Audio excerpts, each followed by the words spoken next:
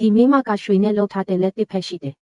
ဒီနေ့တော့ထဲမှာတစ်ပင်ခုန်နေရင်မိမအီလက်ပေါ်တိုင်းတစ်ပင်ချခဲ့ပြီးခဲ့တဲ့သူခေပေါ်ကတစ်ပင်ကိုဖေရှားဖို့စူးစမ်းခဲ့တော့လဲဒါပေမဲ့သူက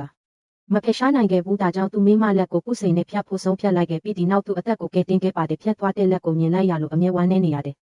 ဒါကိုမြင်တော့ခေပေါ်တဲ့က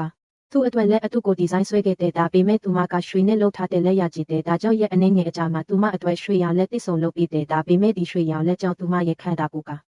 ယောဂပိုးဝင်လာပြီးရဲ့အနေငယ်အကြမှာသူမတည်ဆုံးသွားပေမဲ့မတည်ဆုံးခင်မှာသူမဟာသူမရဲ့ခေပိုးစီကဂတိတစ်ခုကိုလက်ခံပါတယ်၎င်းဤအလောက်ကိုရွှေလက်ဖြင့်ပြုတ်နှံခွေတောင်းခဲ့တဲ့အဲ့ဒီလိုပဲလို့ပါတယ်ပြီးတော့သူလည်းတစ်အနေငယ်အကြမှာသူဟာအရင်စရဲလာပြီးရှင်သန်ဖို့ငွေလိုအပ်လာတဲ့မယားဤတင်းချိုင်းတို့သွားပြီးအုပ်ကိုစတင်တူပြီးရွှေလက်ကိုထုတ်ယူတော့အခါသူမိမမျက်လုံးများရုတ်တရက်ပွေလာခဲ့ပါတယ်ဒါပေမဲ့သူကလျက်လျူရှုပြီးရွှေလက်ကိုယူပြီးအိမ်ပြန်ခဲ့တဲ့အဲ့ဒီညမှာပဲသူမိမကသူ့ရွှေလက်ကိုပြန်ယူဖို့လာခဲ့ပါတယ်သူကလည်းကြောက်လန့်တကြားနဲ့ရွှေလက်ကိုသူမိမစီပြန်ပေးခဲ့ဒါပေမဲ့သူ့လက်ကိုပေးခဲ့ပြီးမကြခင်မှာပဲသူ့ကိုသတ်ပစ်လိုက်ပါတယ်